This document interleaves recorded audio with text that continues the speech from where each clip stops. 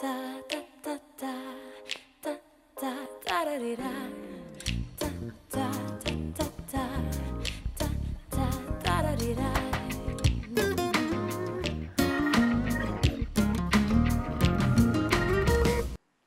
know, I have the dual challenge.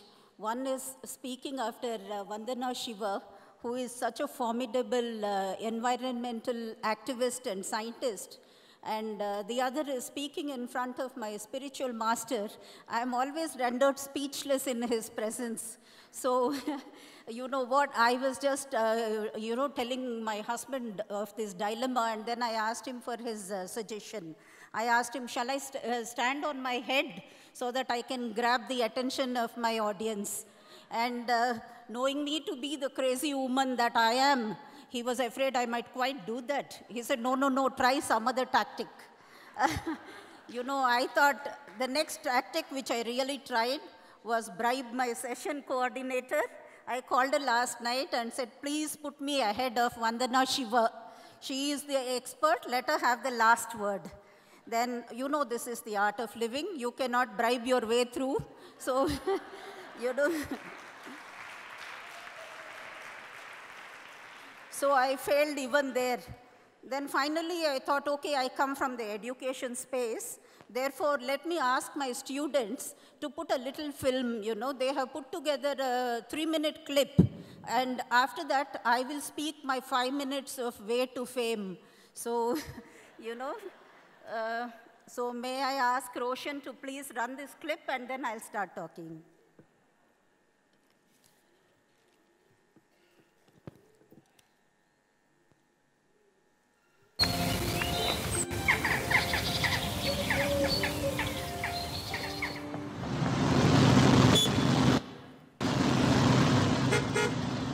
में तेरी जालिम कुछ ऐसी बला का जादू 100 बार संभाला दिल को पर हो के रहा बेकाबू तारीफ करूं क्या उसकी जिसने तुम्हें बनाया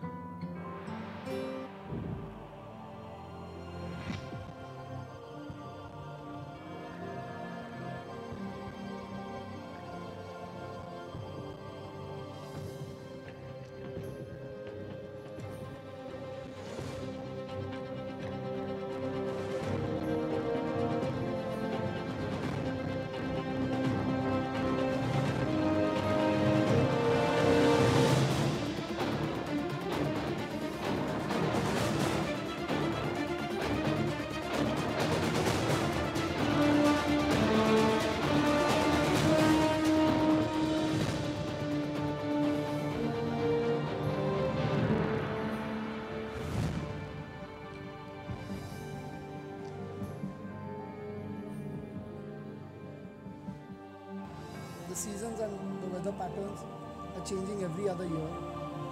The winters are getting warmer, the summers are getting unbearable. Humans are a part of environment, but as through the ages, humans have progressed and they have left environment behind. I've just heard about Egypt having a snowfall, which is really unusual. So, and I've heard about other instances like that, which is really bad. So, humans are actually harming the environment and it is going off-beat, which is really not a good sign.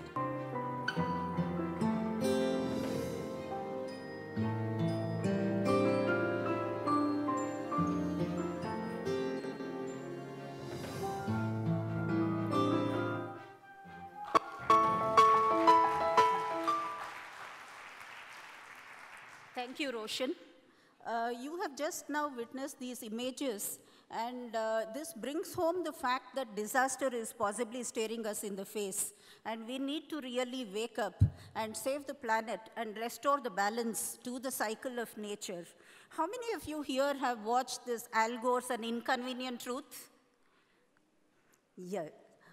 Those of you who haven't must do it because it's such a wonderful film, and it is, if the images in that particular film cannot shake us out of our complacencies, I quite do not know what else will. Good morning, ladies and gentlemen, respected Gurudev. At the outset, I would like to thank Banu Didi and the organizers for inviting me to be a part of the International Women's Conference yet again as a speaker. It is Gurudev's grace, I must say, that I'm actually physically present here because I had the challenge of, our nationwide admissions process is going on for the past 3 days, including today. And I quite did not see how I would be able to be present here. And in fact, my vice chancellor had told me not to attend. Then suddenly, I said, okay, Kesara, Sara. And last night she called me and said, no, Maya, you must go. So I think it is Gurudev's grace that I am very much here, really. And so I would see it as my own balance being restored to me. So I must congratulate the organizers for the choice of this topic, as it is most relevant to the times that we are living in. The need for arresting environmental degradation, preserving the environment, and protecting it cannot ever be overemphasized. Rather, we are in a race towards doom. Sorry if I'm sounding like the prophetess of doom, but here I'm reminded of Mark Twain's words. Mark Twain once said, "Man is the only species that blushes out of shame. And the reason that we ought to be ashamed is that we have managed to pollute the very atmosphere that we live in." And while the Industrial Revolution of the 19th century was good for world economy, I am afraid it was not so good for world ecology because there was no sustainable growth. Sooner the importance of environmental preservation is realized for us, the better.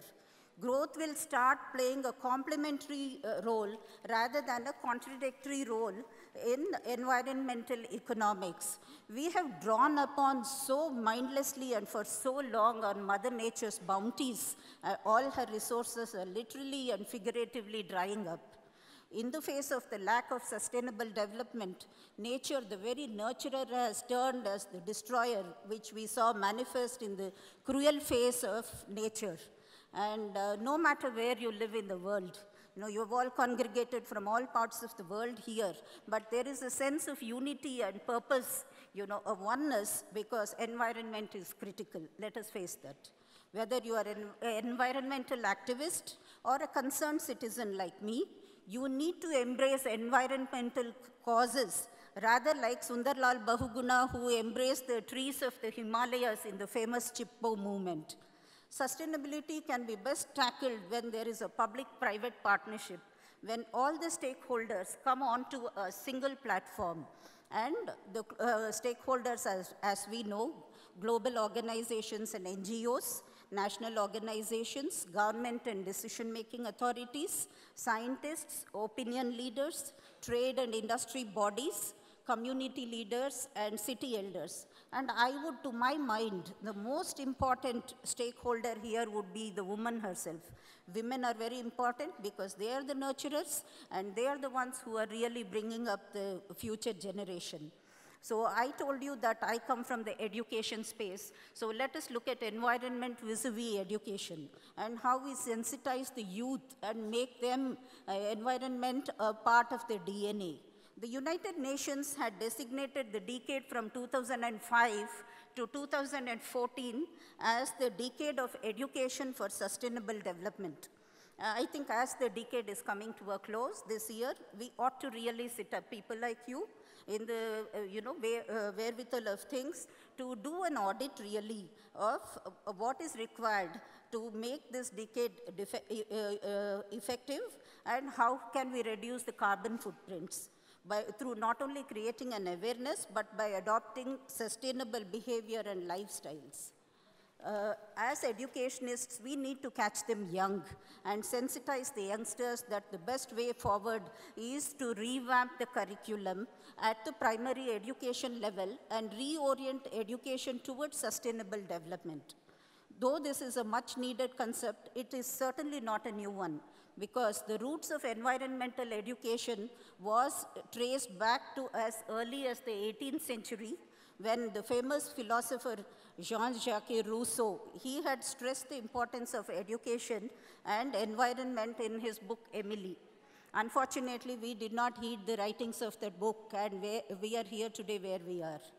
I would call for inclusion of environment protection as a mandatory subject in all schools, alongside the science and the humanities discipline that students are learning. Only then restoring a balance to the nature would be a part of the very DNA of the child. Of course, at higher education levels, MBA levels, sustainable development is also being inculcated. I believe the IIM Bangalore has also introduced a program in their MBA degree, for sustainable development, and there are institutes which are coming up. Therefore, I would believe that teachers must be given orientation and training in this, and training institutes must also ensure to marry technology and environment, so that you provide more opportunities for women and eliminate gender stereotyping. To be effective, you have to look at development education, and you have to also, inculcate formal and informal methods of effective means of communication, which should also include experiential education. This we have seen through the various community outreach programs. We have seen through rallies, marathons, walkathons, bicycling around, and so on, which is really driving home the idea of preserving the environment to the community per se and to the world at large.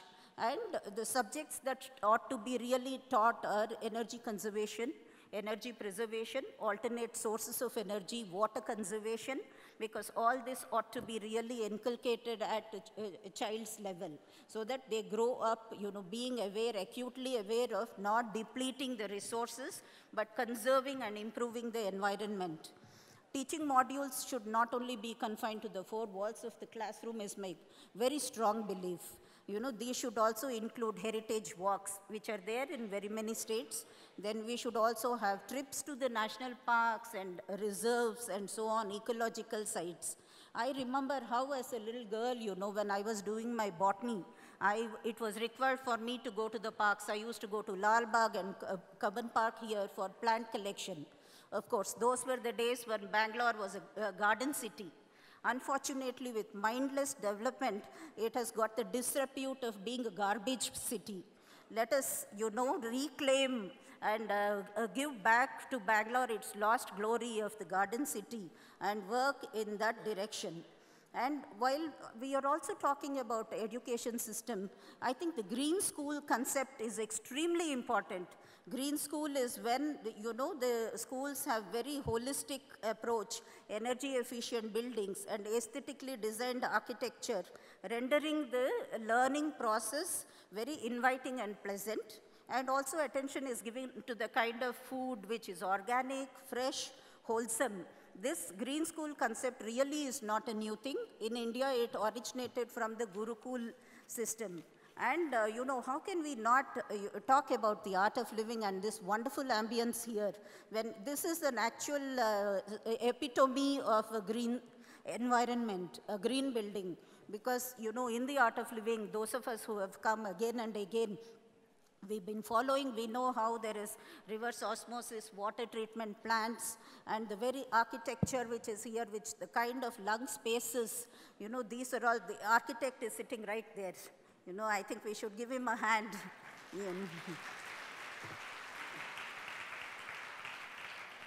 So this is, the art of living, as anything else, has shown the way forward to the world that sustainable development is possible on this vast expanse.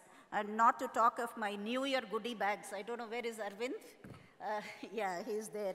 I buy these products from the art of living, which is natural, and cosmetics, which are so very good, so yummy and delicious almost, the cosmetics, which I give. And there have been so many inquiries from the corporates after that, because this is the, theme of naturally yours, which has been it's been going like hotcakes for us. And, I also want to draw your attention when we are sitting in this ecological structure, those little plants there, they seem to be dancing. They are celebrating, lining the podium. they are celebrating the kind of breathing space that they have been accorded here. I think to my mind that is sustainable development. And you know, in conclusion, as the UN Decade for Education in Sustainable Development is drawing to a close, I would like to, people to focus your attention on the decisions that we are going to make in the next 1 or 2 decades, because these are critical to determining what kind of world will exist in the future. So let us not leave carbon footprints on the sands of time. And the earth does not belong to man, but let us remember man belongs to the earth. Let us restore this balance. I want to leave you with this ancient Indian saying, which says that we have not inherited the earth from our ancestors, we have only borrowed it from our children. We have, we have not inherited the earth from our ancestors, but we have only borrowed it from our children. Therefore, let us see that they have a safe haven, which is a heaven and earth for them, as the great Urdu poet Ghalib had said.